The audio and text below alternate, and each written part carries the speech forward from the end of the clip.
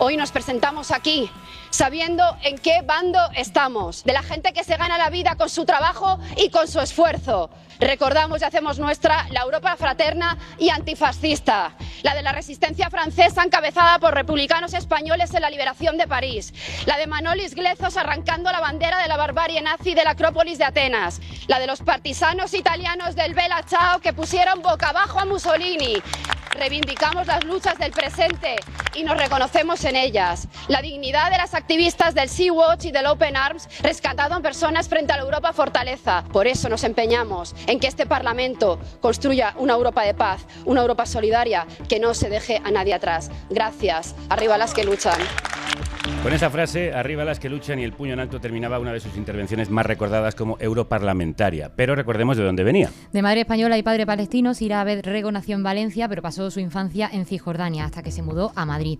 Militante del Partido Comunista, feminista y ecologista, es licenciada en nutrición por la Universidad Autónoma de Madrid y ejerció como tal en una cooperativa de mujeres entre 2005 y 2007 hasta que se convirtió en concejala de Izquierda Unida en Rivas hacia Madrid. Ingresó en la Ejecutiva Federal para asumir la portavocía cuando empezó el liderazgo de Alberto Garzón y en el 2019 dio el salto a Bruselas como segunda en la lista de Unidas Podemos. Pero en 2023 volvió a Madrid para ponerse al frente del Ministerio de Juventud e Infancia, una nueva cartera creada por el Gobierno de coalición del PSOE y Sumar. Sira Rego, crudos días, bienvenida. Muchísimas gracias por invitarme a estar con vosotras. Esa mujer tan idealista que hablaba en el Europarlamento, ¿puede hacer algo en esta Europa de guerra en la que se está quedando tanta gente atrás? Yo creo que individualmente no sé hasta dónde llegamos, pero desde luego colectivamente sí. Y si asumimos que cada uno, cada una está en un frente, está en un espacio en el que tiene que trabajar y tiene que empujar, desde luego se pueden hacer muchísimas cosas. ¿Qué cosas se pueden hacer desde su ministerio para no dejar a nadie atrás y para promover esa cultura de paz en Europa? Bueno, pues de momento estamos desde el Ministerio abordando varios temas que son centrales, tienen que ver con estas cosas y tienen que ver con la plasmación concreta de todas estas cosas, ¿no? Por ejemplo, la primera ley de juventud de la democracia en nuestro país, en la que planteamos que haya un mecanismo de justicia intergeneracional, por ejemplo, y que abordemos cuestiones como la participación política o los derechos económicos de la juventud a través de un proceso participativo. Es decir, repensar también la política y la política institucional y de gobierno, escuchando y haciendo que la juventud sea parte activa. O, por ejemplo, impulsando en temas de infancia cuestiones como el Pacto de Estado para erradicar la pobreza infantil, que sabemos que tenemos una de las peores cifras de pobreza infantil de Europa. Es una cuestión que hay que abordar, que hay que resolver. Ponemos sobre la mesa algunas de las medidas, como la renta universal por hijo o hija a cargo de 0 a 18 años, que es una cosa que sabéis que estamos peleando mucho desde los ministerios de Sumar. Y bueno, yo creo que estas entre otras muchas medidas, ¿no? Pero por concretar dos, o por ejemplo planteando debates en relación a los entornos digitales seguros y el marco de derechos, de garantía de derechos que tienen que tener la infancia y la juventud en el entorno digital, que es ese espacio enorme en el que se desarrollan nuestras vidas prácticamente y que está sin regular y sin garantizar los derechos y hacerlos compatibles con la protección a la infancia. En fin, hay muchos temas. Bueno, muy bien, porque nos ha hecho el sumario de la entrevista, así que ya que ha puesto los temas sobre la mesa, vamos con ellos. Hola, ¿qué tal? Perdona que te interrumpa un momento. Ahora mismo te dejo seguir con el programa. Espero que lo estés disfrutando porque para eso lo hacemos. Pero, como sabes, Carne Cruda solo es posible por los oyentes que lo hacen posible. Así que si no eres productor o productora, te animo a hacerlo en carnecruda.es. Es muy fácil. Entras allí y puedes hacer una donación a través de PayPal o una transferencia bancaria. Y ayudas a que contenidos como este sigan adelante. Te dejo seguir con el programa. Que lo disfrutes. No lo tienen ustedes fácil como socios minoritarios de un gobierno en minoría. Ayer lo volvimos a ver, hablamos de uno de los grandes problemas de la juventud. Votos a favor, 172. Votos en contra, 178. No se toma en consideración la proposición de ley. Como decíamos al inicio del programa, PP, Vox y Junts tumbaron la proposición sobre el alquiler temporal presentada por Sumar, EH Bildu, Podemos, Esquerra y BNG, que pretendía equiparar los contratos temporales a los de vivienda habitual para impedir que sigan usándose para saltarse la ley, subir precios, cobrar fianzas y costes de la inmobiliaria al inquilino y echarlos en un año. La mayoría parlamentaria estaba asegurada, pero en el último momento, bueno, a 3 minutos de hecho de la votación, Junts, que iba a abstenerse, decide cambiar y votar en contra. ¿Se puede gobernar con rentistas o con representantes de rentistas? Bueno, desde luego yo creo que estamos en un escenario en el que lo que sucede ayer es una pésima noticia, una malísima noticia. Yo desde luego creo que hay que recordar bien la fecha de ayer. A nosotros constantemente nos interpelan preguntándonos qué cosas vamos a hacer para resolver el problema de la vivienda y para resolver muchos otros problemas.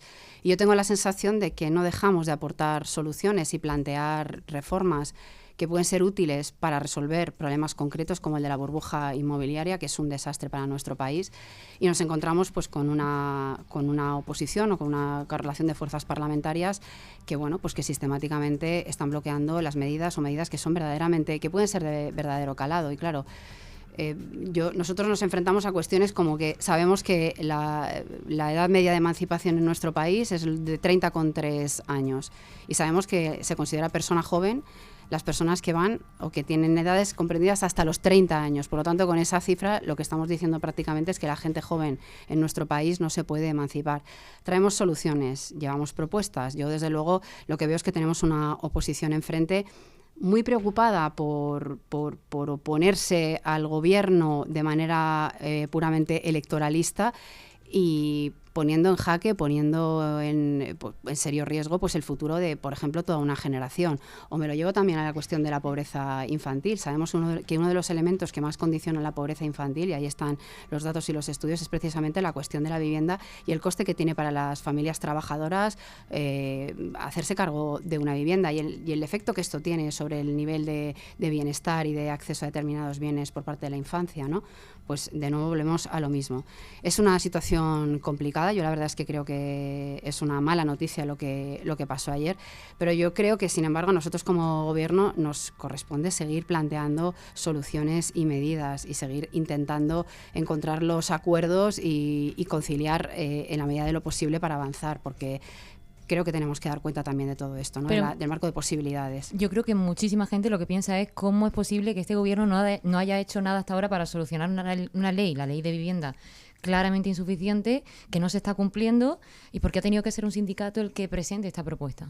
Bueno, yo creo que es importante aquí, y lo digo honestamente, porque hablábamos de, ¿es posible cambiar las cosas desde un ministerio? Se pueden presionar y se pueden tener una serie de iniciativas, se puede tener acción de gobierno positiva, pero creo que aquí tiene que haber un mecanismo compartido de avance social, y ahí, por supuesto, el gobierno es importante y tiene su papel y se nos tiene que exigir y tenemos que rendir cuentas. Es importante también el papel de la sociedad organizada, y yo creo que, por lo menos, puedo hablar del Ministerio de Juventud e Infancia. Nosotros trabajamos con las puertas del Ministerio abiertas a la sociedad civil, aprendemos constantemente, recogemos iniciativas de la sociedad civil y agradecemos además que empujen muchas veces estos muchos oídos, estas muchas manos, estas muchas cabezas pensando y apretando al gobierno, también sirven para que sigamos impulsando. Yo estoy profundamente agradecida de ese trabajo, apoyarlo y hacer todo lo posible porque determinadas medidas encabezadas por la sociedad civil lleguen a buen puerto, y de eso se trata también.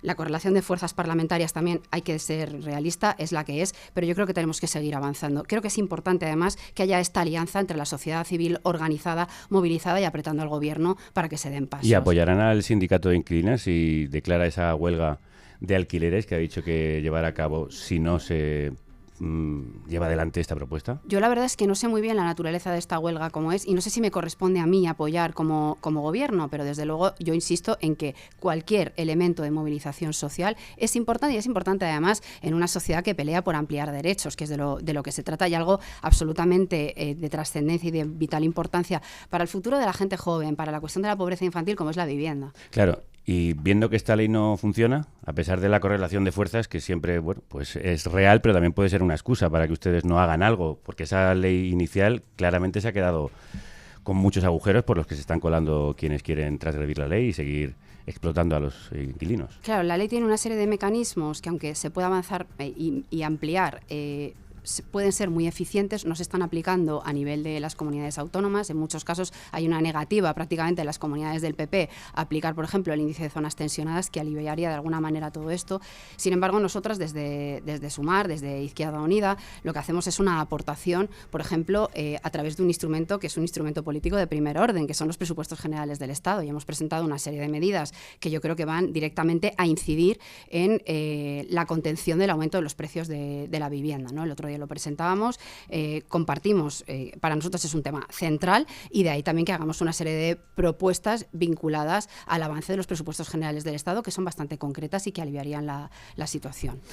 Otra cuestión que nos llamaba la atención por contradictoria, y lo decía yo al inicio del programa, es que ayer el gobierno del que ustedes forman parte autorizó al fondo buitre BlackRock a adquirir el 20% de Naturgy. Bueno, es un mecanismo que se ha utilizado o que sucede habitualmente en los consejos de ministros, ocurría ya en el anterior Consejo de Ministros. Desde luego hay cosas que evidentemente somos dos fuerzas políticas y se llevan al Consejo de Ministros con la correlación de fuerzas que hay, desde luego, pero bueno, en cualquier caso, nosotras de nuevo lo que planteamos es un mecanismo un poquito diferenciado, ¿no? Cuando planteamos estos presupuestos generales del Estado y situamos, por ejemplo, la importancia de reforzar la SEPI, de ampliar el papel de la SEPI en nuestro país, o por ejemplo señalamos el papel estratégico que podría tener una industria fundamental, una empresa pública fundamental en nuestro país como es UNOSA para absorber por ejemplo los saltos hidroeléctricos y el papel estratégico que podría tener en este caso UNOSA. Hay elementos en los que hay que avanzar, yo entiendo que es así. ¿Pero usted cree que Pedro Sánchez, el Partido Socialista, es consciente del golpe electoral que puede sufrir en las próximas generales si no ataja este problema que parece que va a estallar, la vivienda? Bueno, yo creo que esto habría que preguntárselo a él, sí, pero ¿no? Como no Quiero decir, yo puedo hablar del trabajo que estamos haciendo nosotras desde los distintos ministerios. Somos súper conscientes de que es un elemento central. Estamos aportando nuestras propuestas en todo momento en positivo. Creemos que es de lo que se trata, peleando por ampliar los derechos, y en eso estamos con propuestas muy concretas que además, si tienen reflejo en los presupuestos generales del Estado, pues son elementos que sí que pueden contribuir a bajar el precio de la vivienda. No hay presupuestos. Bueno, estamos trabajando para que los haya. De hecho, nuestra voluntad es que los haya. Sí, pero la voluntad de los que han apoyado la investidura es no apoyar ningún tipo de presupuesto. Yo creo que vamos a tener presupuestos. ¿Sí? Y desde Sánchez luego dijo que no, que saldrían adelante y gobernarían sin presupuestos. Bueno, yo creo que tenemos una diversidad y una correlación de fuerzas parlamentarias que es la que es y genera también a veces procesos que no permiten que vayamos todo lo rápido que quisiéramos, con algunas resistencias y algunas contradicciones. Es inevitable ese arco parlamentario que tenemos, creo que hay que normalizarlo, pero desde luego el objetivo es que haya presupuestos y estamos trabajando con ello. Usted sí me dice que cree que va a haber presupuestos, porque esto es una noticia. Vamos a ver, nosotros estamos trabajando para que los hayan. Hemos presentado, y siento ser repetitiva, pero hace 2 días una serie de medidas que como espacio vamos a llevar a la negociación de los presupuestos generales del Estado, y esto es porque estamos convencidos de que va a haber presupuestos generales del Estado. Estamos trabajando en medidas de fiscalidad, de erradicación de la brecha de desigualdad, de elementos que tienen que ver con garantizar que la gente trabajadora puede llegar a fin de mes, porque realmente ve ampliados sus derechos y los ve reforzados a través de mecanismos presupuestarios concretos. Bueno, debe de ser usted una de las pocas que cree que todavía vamos a tener presupuestos en esta legislatura, pero en fin, por lo menos en este año. De los jóvenes que no pueden pagar una casa a los que huyen de la suya. Nunca nos hemos negado a recibir ningún menor. Ahora, eso sí, si no hay una reforma de la ley, si no tenemos las garantías, lo que sí vamos es a defender, en este caso, la tesis de lo absurdo. Imagínense que pasado mañana vienen 130.000 menores de África a Canarias. Por llegar a Canarias ya automáticamente la comunidad autónoma tiene que hacer... Bueno, que no se preocupe el presidente de Canarias, Fernando Clavijo, que no van a llegar 130.000 menores a Canarias de golpe. De hecho, desgraciadamente, muchos miles están muriendo en las aguas intentando alcanzar las islas o la península. El presidente se presentó este martes en la reunión de la Comisión Interministerial de Migración para abordar la crisis con los menores no acompañados en el archipiélago, donde gobiernan Coalición Canaria y el Partido Popular. Y recordemos que el Gobierno trató de impulsar en julio una reforma de la Ley de Extranjería en el Congreso que obligaría a las comunidades a recibir a menores extranjeros de zonas como Canarias, Ceuta y Melilla cuando sus centros superen el 150% de su capacidad. Pero no salió adelante por los votos en contra de Junts, de Vox y del PP. Y eso que Feijóo había asegurado que acogerían a los menores, lo que llevó a la ultraderecha a salirse del gobierno de todas las comunidades en las que gobernaban en coalición, y ahora amenazan con repetirlo en los ayuntamientos. Clavijo ha puesto en marcha un protocolo que es más estricto en la acogida de menores, le impone varios trámites bajo tutela policial, restringe el número de acogidos a las plazas disponibles. El Gobierno le ha dado una semana de margen para rectificar antes de denunciarlo ante el Constitucional. ¿Por qué defienden que el protocolo del Gobierno canario pone en riesgo los derechos de los menores no acompañados? Bueno, porque podría vulnerar derechos fundamentales de la infancia. Cuando se pone en duda la protección de la infancia, cuando se pone en duda o cuando se cuestiona la figura del desamparo de menores, lo que se está poniendo en duda es el derechos fundamentales de la infancia. Nos parece un precedente peligroso y desde luego desde el Gobierno no lo compartimos en absoluto.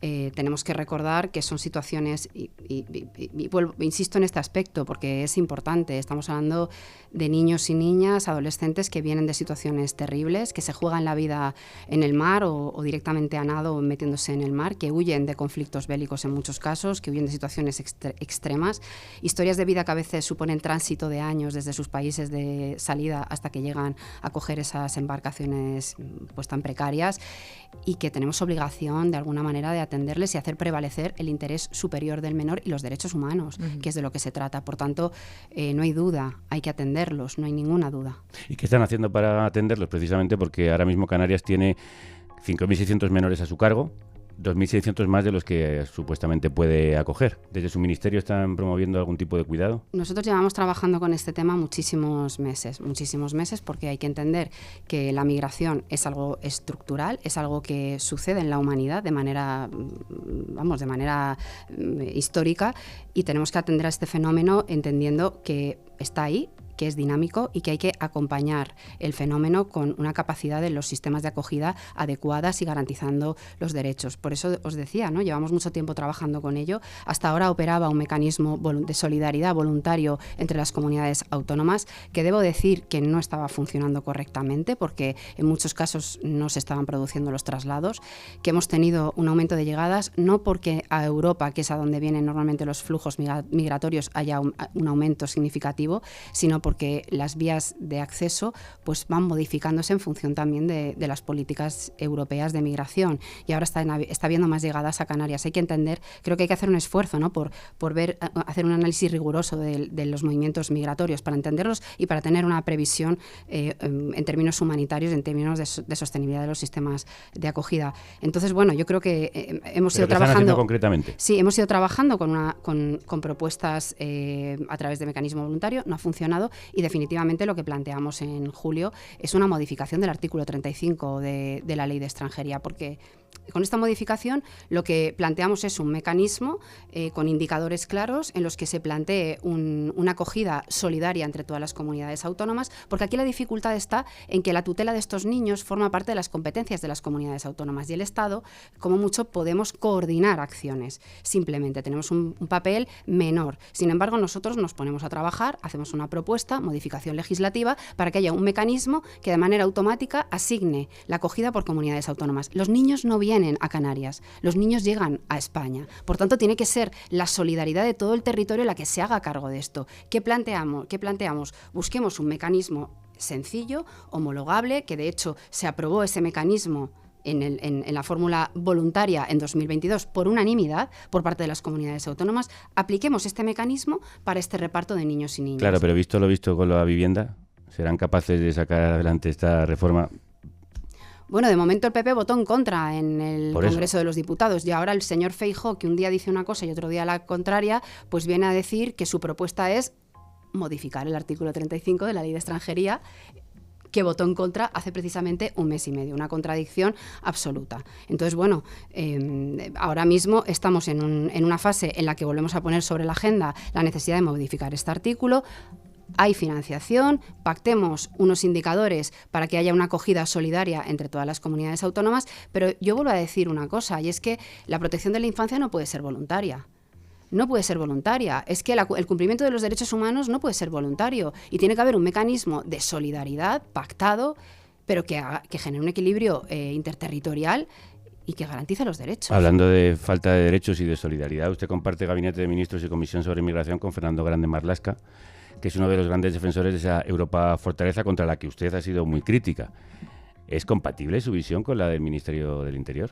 Bueno, yo creo que nosotros estamos llevando a cabo un trabajo en el que desde Juventud e Infancia lo que sí que hacemos, o lo que reivindicamos o lo que trabajamos, es el poner en el centro los derechos de la infancia y de la juventud.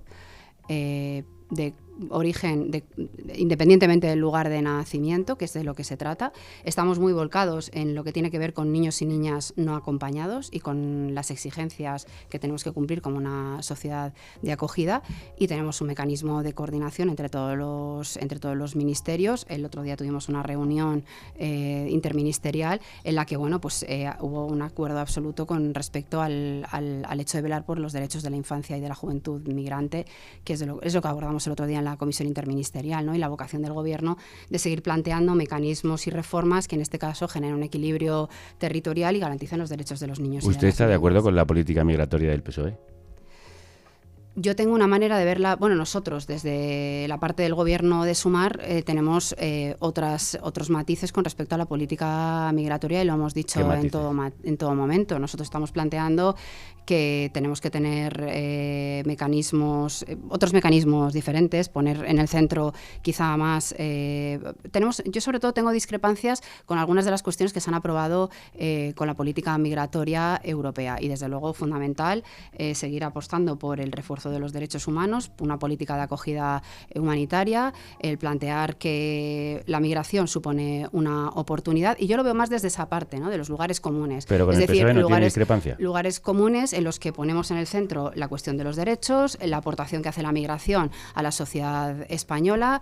No me gusta hablar en estos términos, pero creo que es mucho más contributiva la labor de la población migrante en términos culturales, en términos sociales, a todos los niveles, y reforzar este tipo de cuestiones. Y ahí estamos. Y desde esos lugares sí que nos estamos entendiendo, desde el refuerzo de los derechos humanos, y ahí hay plena coincidencia. Bueno, es que hemos visto al ministro del Interior y al presidente del Gobierno acreditar y felicitar la actuación policial que tuvo lugar en Melilla, cuando murieron muchas personas aplastadas en el intento de asalto. Bueno, yo vuelvo a insistir en que somos fuerzas políticas diferentes y hemos tenido análisis distintos también de ese episodio cuando sucedió. Nos hemos posicionado y ahí está el histórico. Yo ahí pues comparto la posición del defensor del pueblo en su momento y demás. Nos hemos situado ya históricamente. Y yo en ese momento pues era eurodiputada, y la verdad es que mi intervención en el Parlamento Europeo ahí está también. Entre sus objetivos está acabar con una de las mayores lacras de este país, la pobreza infantil. 3 de cada 10 niños en nuestro país están en riesgo de pobreza. Ustedes proponen una prestación universal de crianza, 200 euros mensuales por hijo hasta los 18. ¿Esto quién puede recibirlo y cómo? Porque suele ser un verdadero infierno burocrático, lo hemos visto con el ingreso mínimo vital, acceder a algunas de estas ayudas. Bueno, ahora mismo estamos trabajando para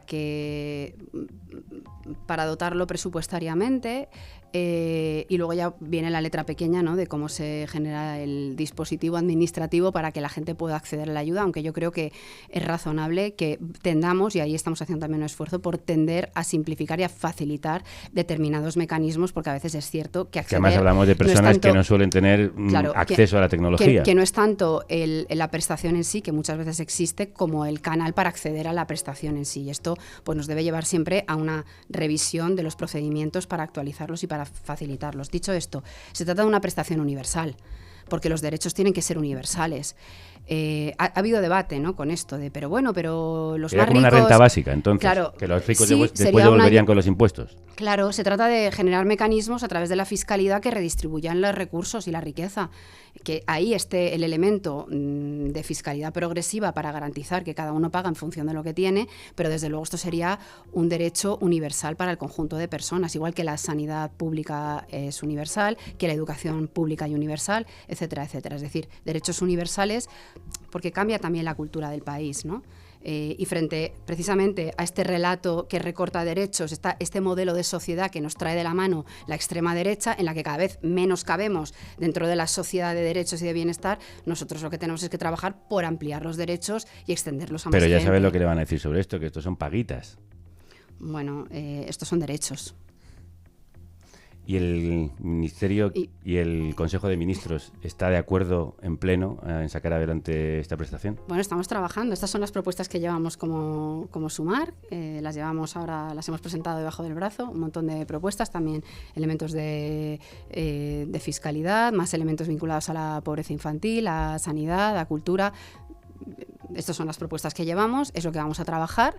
Ahora toca trabajar con el Partido Socialista en torno a la elaboración de una propuesta de presupuestos, luego toca trabajarla con el resto de grupos parlamentarios, es decir, el proceso es largo, yo soy consciente yo prefiero partir con una mirada optimista. ¿Pero lo veremos en esta legislatura? Yo espero que sí, yo confío en que sí, claro. Qué suerte con ello, ¿eh? Vamos a trabajar para que así sea. Desde luego es lo que nos corresponde, ¿no?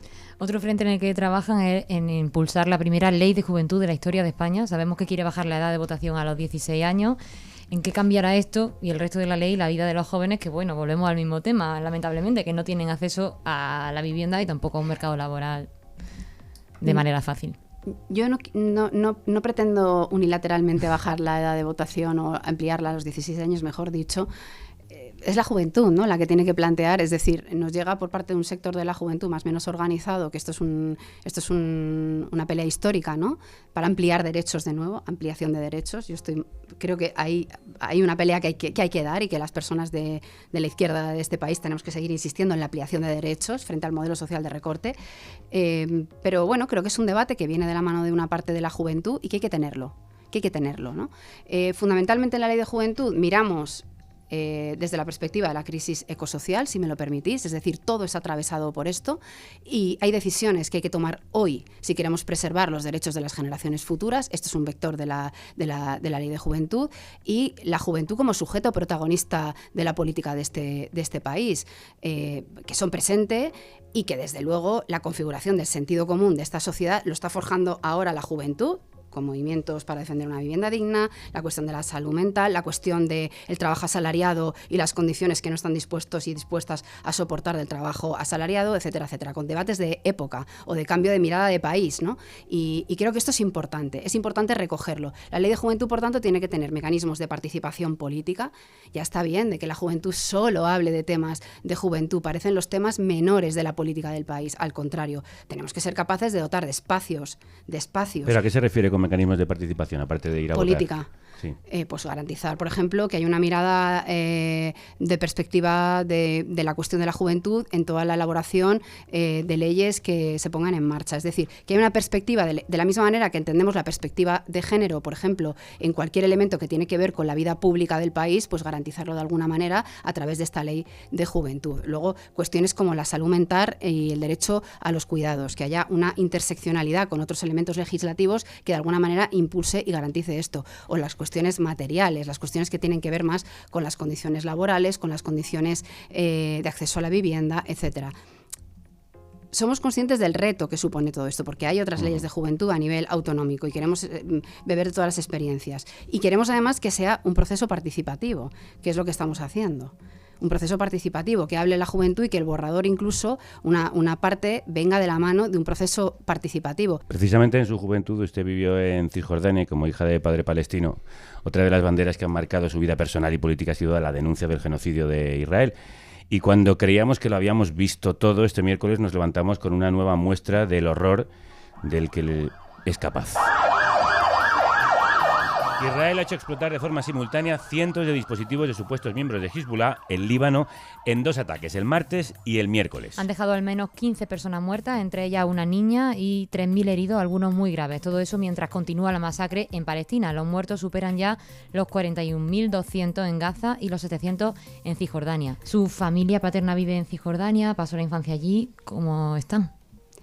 Pues a mí, os soy sincera, cada vez me cuesta más hablar de Palestina.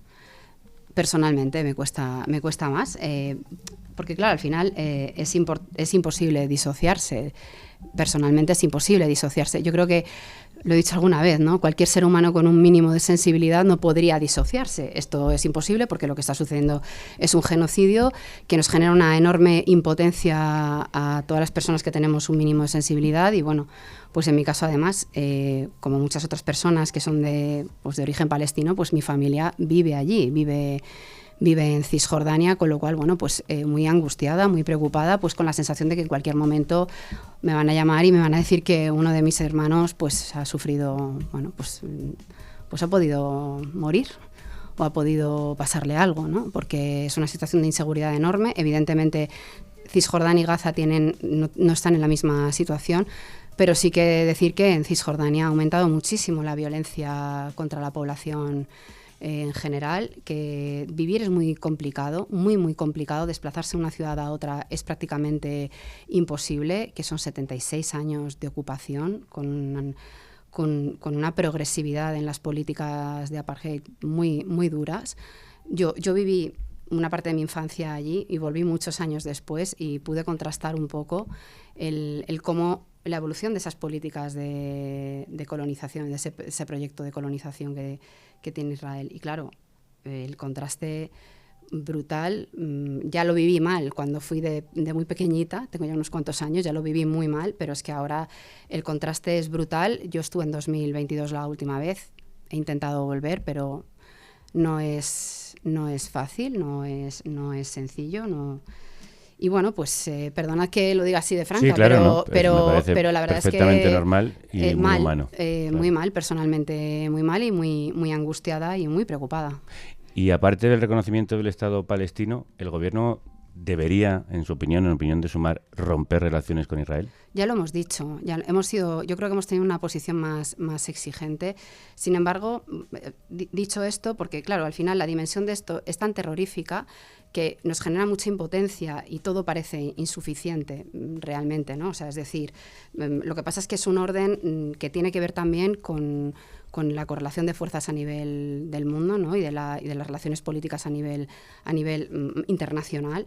Y ahí pues sí decir que, bueno, uno de mis hermanos estuvo hace unas semanas aquí conmigo, pasando unos días, y me da un poco la perspectiva de cómo está viviendo el pueblo palestino, ¿no? El papel de España. Y aunque es verdad que, bueno, pues que somos gente con mucha sensibilidad y exigimos siempre más porque es lo que toca frente a un genocidio, también decir que la percepción que tiene el pueblo palestino del papel que está jugando España a nivel internacional, pues es un papel de mucha dignidad, ¿no? Que está planteando una oposición clara al genocidio desde el principio y que se está situando a nivel internacional como un polo en el que se plantean que las cosas se pueden hacer de otra manera y que hay que exigir el cumplimiento de los derechos humanos y del derecho internacional. Y esto para los palestinos es algo también muy importante. Y bueno, a mí me pareció muy interesante, ¿no? La perspectiva de quienes seguimos diciendo que cuanto más hagamos mejor, ¿no? Y es así, objetivamente, pero también un poco la percepción que tienen desde dentro en Palestina de esto. Y ustedes también lo han dicho, pero habría que exigir tajantemente que se acabe cualquier relación de comercio de armas con el Estado de Israel, que ha seguido después de que empezara el genocidio. Quiero terminar con lo más actual. Este martes el Consejo de Ministros ha aprobado un plan de regeneración democrática que contiene muchos de los compromisos alcanzados con Sumar en el Pacto de Coalición. El Plan de Acción por la Democracia, una hoja de ruta de 31 medidas que se van a ir implementando en los 3 años que tenemos. Son 31 medidas para la defensa de la libertad de expresión y más transparencia y control en la política y en los medios. En realidad, la mayoría una transposición de una directiva europea que, por cierto, el PP votó a favor en Europa y en España lo denomina censura, peor que la franquista. Se modificará la ley Mordaza, la de secretos oficiales y los artículos del Código Penal que puedan afectar al derecho de libertad de expresión. Sumar pedía eliminar el delito de injurias a la corona y la ofensa de los sentimientos religiosos, pero el PSOE se negaba. Finalmente ha pactado un cambio en su redacción, por ahora un poco ambiguo, en el que no queda claro. Lo de los sentimientos religiosos sí, pero no las injurias al rey. ¿Están seguros de que se modificará? Yo creo que vamos a trabajar para que esto se modifique y esta es la voluntad que hay. Yo lo que también creo que es oportuno y que creo que es un avance también en derechos y demás es que se aborde esta cuestión desde la perspectiva que se aborda, ¿no? Y quiero decir, también con la transposición de una directiva europea, que yo creo que casi es de sentido común y que a mí me parece que hay un elemento sobre el que orbita, uno de los elementos sobre los que orbita y que a mí me parece que hay que recordarlo constantemente, que es el derecho al acceso a una información veraz por parte de la ciudadanía en su conjunto. A mí me parece que es evocador y es bonito, ¿no? Que recordemos que los ciudadanos, la ciudadanía, tenemos derecho al acceso a una información veraz y que una buena parte de la crispación social y de determinadas dinámicas políticas tienen que ver precisamente con la falta, con cómo este derecho no siempre está garantizado, ¿no? Además, por supuesto, del desempeño de tareas tan importantes como es el periodismo y otros elementos que tienen que ver con la calidad democrática de nuestra sociedad. Y, por supuesto, yo creo que una actualización y un trabajo que se abre ahora y que va a tocar profundizar en ello. ¿Y tocará la ley Mordaza? Bueno, que fue un compromiso que se claro, adquirió anteriormente y que no se ha cumplido por parte del PSOE. La propuesta contempla precisamente también esto. Se tiene que ir trabajando progresivamente. Ahora tiene que haber también aportaciones de otra serie de grupos parlamentarios, pero desde luego este es el principio que se plantea, la modificación de esta ley, porque creo que no es del todo apropiado decir derogación sin más, sino que tiene que ser más un mecanismo de modificación de una parte del articulado precisamente para, de alguna manera, cambiar la dirección, ¿no? La orientación de la ley de Mordaza y producir esa derogación. Lo digo, si me lo permitís, entrecomillado, porque creo que ese es el matiz que hay que incluir, pero desde luego sí la modificación y la eliminación de los aspectos lesivos de todo esto. Llevan muchos años esperándolos. Ya, me consta. Y la calle lo lleva esperando muchos años.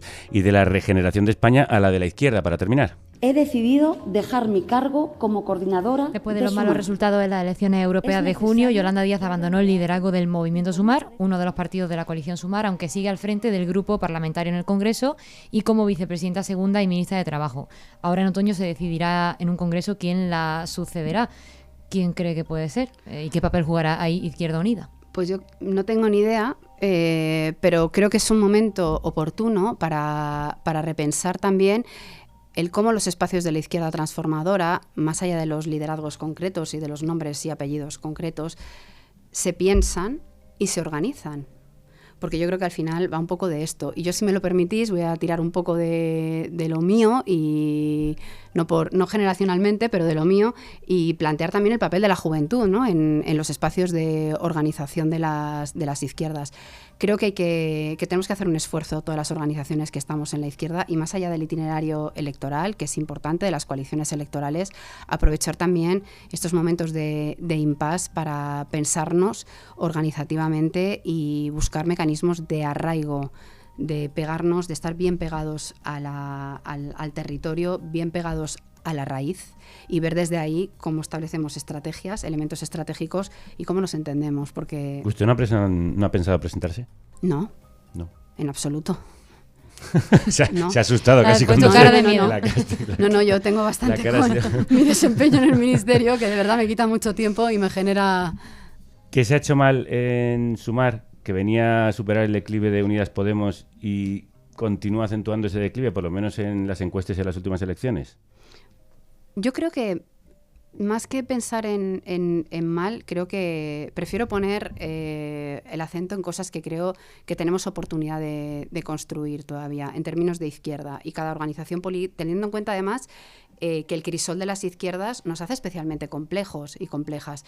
Pero creo que también es una oportunidad, porque nos da mecanismos, o sea, nos da diversidad que luego pueden ser ricos. Entonces, yo creo que fundamentalmente ver de qué manera nos organizamos para el momento que viene.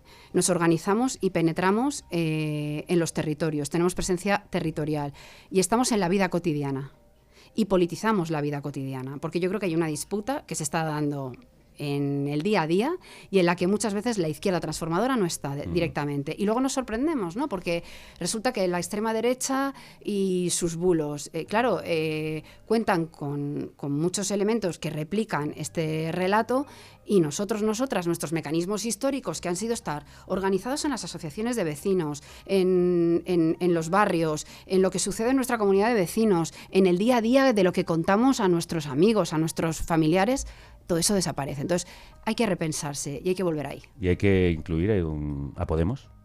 Hay que hablar con todo el mundo. Yo creo que hay que hablar con todo el mundo siempre. Podemos. Yo creo que hay que hablar con todo el mundo. Hay que ver también la disposición que tiene el otro. Hay que entender también hasta dónde llega el otro, y a veces entender el cómo está el otro es complicado, ¿no? Pero bueno, yo creo que hay que trabajar, hay que ver qué es lo político, cuál es el objetivo, y a partir de ahí intentar entendernos. Es más fácil entendernos en torno a lo político si está bien pensado. Y yo creo que hay muchos elementos para entenderse. Nos quedamos con eso, que hay muchos elementos para entenderse y que hay que hablar. Gracias por venir a hablar a Carne Cruda. Sira Rego, ministra de Juventud e Infancia. Gracias a vosotros y a vosotras. Financia el periodismo libre e independiente.